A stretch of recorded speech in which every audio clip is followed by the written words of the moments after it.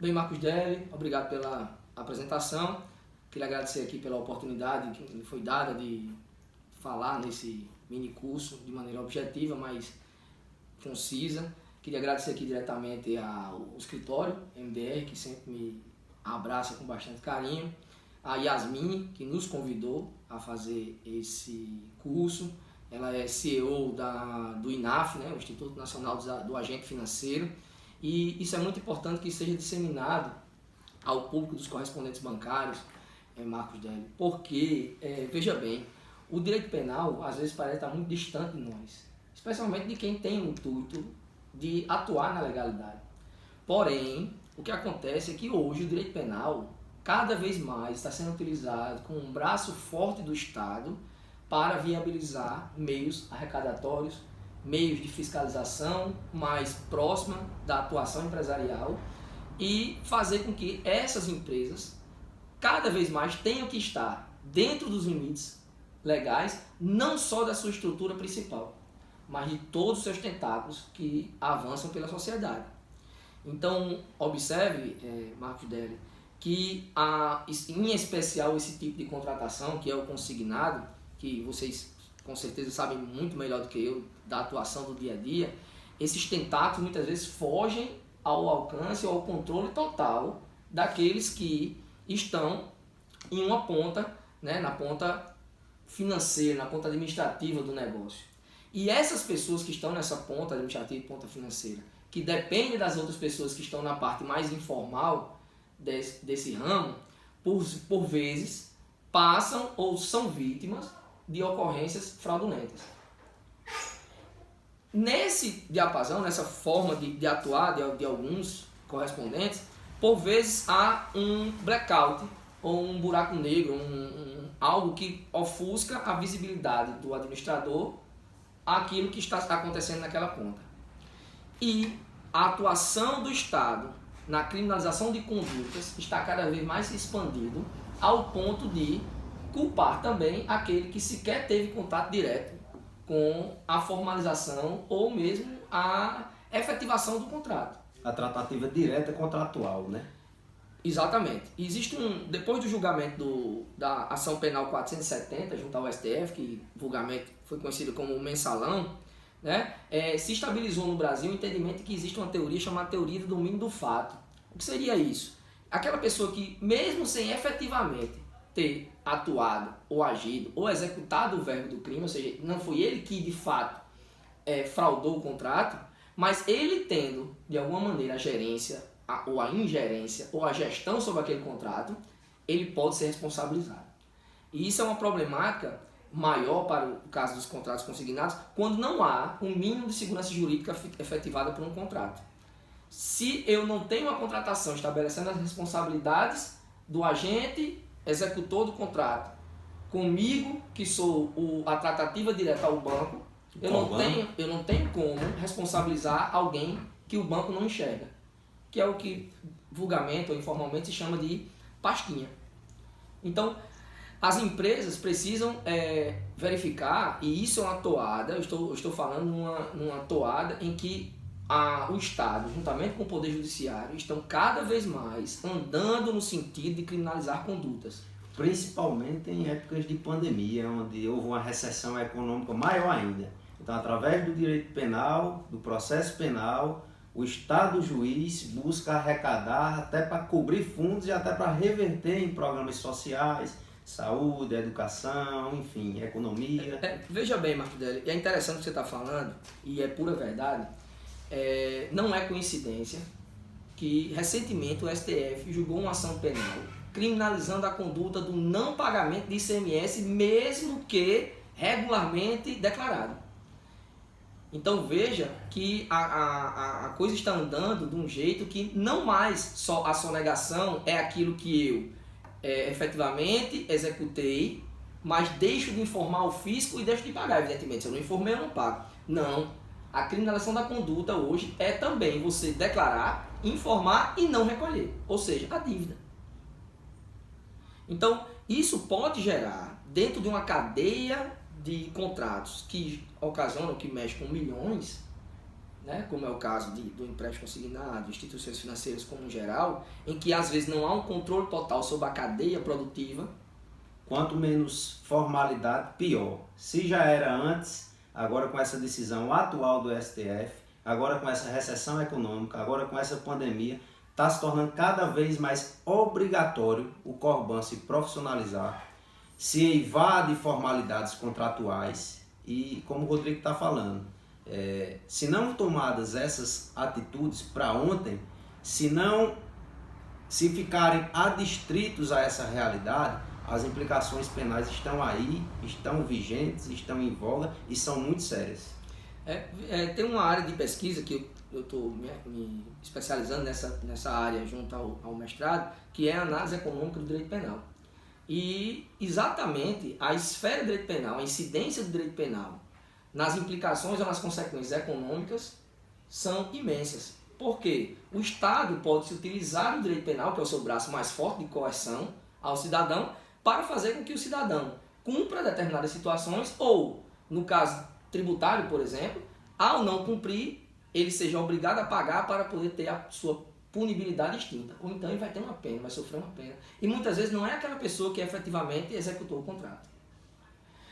O caso da fraude, ou do estelionato em si, né, é outra vertente. Porque à medida em que um correspondente desse, ele passa a ser também vítima de uma consequência, uma sequência grande de estelionatos por parte de algum pastinha, evidente, ou alguém que, por um determinado momento... Até hacker mesmo, que descobriu a senha de utilização. Os cybercrimes, a cybertecnologia. Então, veja bem, uma contratação, claro que não vai dar 100% de garantia que a pessoa não vai ser vítima de fraudes em si, mas ela vai fazer com que você, evidentemente, tenha uma segurança jurídica maior com relação a quem está contratando com você. Aquela pessoa que está contratando com você vai demonstrar uma maior seriedade ao trazer a documentação, ao contratar com você, a dizer, olha, eu estou aqui, quero ser seu parceiro, vamos fazer uma tratativa contratual comercial legalizada dentro do e sou responsável pelos atos que eu formalizar. Então, à medida que você faz isso, Marcos Deli, é claro que você não vai estar imune à criminalidade, mas a empresa que demonstra isso, ao ser abordada pelo Estado, em fiscalização tributária, fiscalização administrativa, direito administrativo sancionador, direito ambiental, todas as áreas de fiscalização do Estado, aquela pessoa vai estar, no mínimo, resguardada com relação, aí eu vou falar da minha área, ao direito penal. A ausência de dolo, por exemplo, né? Porque, exatamente, isso é importantíssimo tratar, os crimes tributários, todos eles são crimes específicos de dolo direto. Ou seja, para quem não é da área, você tem que demonstrar que a pessoa teve um intuito de fraudar, ou o intuito de sonegar, ou o intuito de não pagar o tributo, ou o intuito de não informar. Como é que eu provo isso ao Estado que eu não tive esse dolo? Eu contratei com essa pessoa, ele fez, e ele que não prestou a informação, ele tinha a obrigação legal de prestar a informação. Isso para livrar um empresário, um grande empresário. Veja um exemplo aí, como é público e notório, eu posso falar, do Ricardo Eletro. Né? Que é uma pessoa que, com certeza, não é o Ricardo que emite nota fiscal, que assina nota fiscal. Né? Não é ele que vai lá recolher o DARF ou o tributo, mas quem foi preso foi ele. Então vejam a importância de se resguardar o mínimo possível dentro da esfera penal. E aí, como já foi tratado durante o curso aqui, com certeza pode ser alvo de maiores discussões posteriores, né? Os correspondentes estejam também alinhados e protegidos com relação à esfera de contratos cíveis, consumidor e administrativo. Espero ter contribuído. Só para a gente finalizar, Rodrigo, eu queria pegar o gancho aí de sua fala para a gente trazer um caso prático aqui do escritório, onde um Corban a nível nacional, deixou de recolher parte da tributação por uma questão de crise econômica, por uma questão de sobrevivência mercadológica, e mesmo tendo declarado a tributação, foi submetida a um processo penal, o Ministério Público denunciou, o juiz federal de primeiro grau sentenciou a 4 anos e 4 meses de prisão, mais a multa, que aí volta à fala de Dr. Rodrigo, em relação à multa, cada vez mais o Estado juiz está tentando se utilizar do processo penal para subtrair ou para angariar fundos econômicos para a sociedade, para o Estado, para a nação. E eu lembro que a gente recorreu a um TRF, não vou dizer qual, porque o processo de trâmite de segredo de justiça, inclusive, a gente não pode divulgar, mas no interstício do começo desse processo penal econômico até o julgamento na segunda instância pelo TRF, transcorreram-se aproximadamente 3 anos. Então, imaginemos um empresário durante 3 anos sem dormir direito, porque sabia que tinha uma sentença penal condenatória, condenando a 4 anos, 4 meses e tal. Mas a gente apelou e logramos êxito. O doutor Rodrigo fez a sustentação oral, eu acompanhei, fomos diversas vezes despachar com os desembargadores, e a tese principal dele, uma das foi a ausência de dolo, evidentemente, mas a tese principal vou deixar para você falar um pouco, Rodrigo, que é a questão da suspensão, né, em virtude da possibilidade de pagamento, que é uma controvérsia que existe no próprio TRF. Bem lembrado, foi um processo bem custoso no sentido emocional, né? E assim, o que é muito importante é a gente perceber como de fato o direito penal é utilizado pelo Poder Judiciário, pelo Estado, como meio de arrecadação tributária, isso é uma prova, tanto que a própria lei estabelece que o pagamento integral do tributo extingue a punibilidade, ou seja, extingue a ação penal. Contudo, e aí você vai lembrar, e esses correspondentes, e alguns que tratam de milhões de reais, quando são fiscalizados pela tributação, além das implicações fiscais decorrentes de falta de informação, porque o pastinha não recolheu, o que há é que a tributação não quer chegar até o pastinha. Ele permanece num patamar superior porque ele pode, de uma só pessoa, fazer uma tributação muito maior sobre o montante de faturamento e dizer que aquilo tudo é rendimento seu. E é um problema que se enfrenta porque quando chega a fiscalização, a autuação, as multas são de 100%, 150%, tornando muitas vezes essas dívidas impagáveis. E você sofrer um processo penal é um estigma, é uma tatuagem que não sai. Além disso, você ser obrigado a pagar para se livrar dessa pena é algo, como é que eu posso dizer, castigante para uma pessoa que tem boa fé, um empresário que quer investir, um empresário que quer ter algo sério. E aí nós conseguimos inovar numa tese que foi da suspensão do processo pelo parcelamento e pagamento da dívida com consequente suspensão do prazo prescricional. E aí o que acontece? O empresário que vai, infelizmente, arcar com uma dívida que não era totalmente dele, mas vai pagar de forma parcelada e não vai sofrer os males do processo penal, que era muito mais invasivo na sua esfera de liberdade.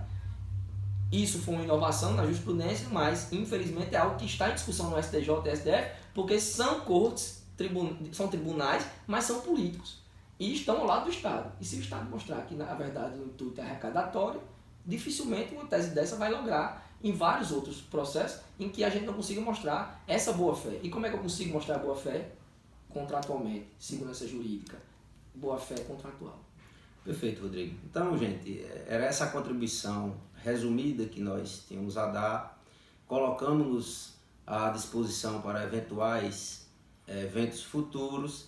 Vamos deixar nossos números, redes sociais, disponíveis para quem precisar, filiado do INAF que precisar. A consultoria a gente faz com o maior prazer. É sempre bom estar ao lado de nossa querida Yasmin. A gente veste a camisa desse instituto e sempre vamos vestir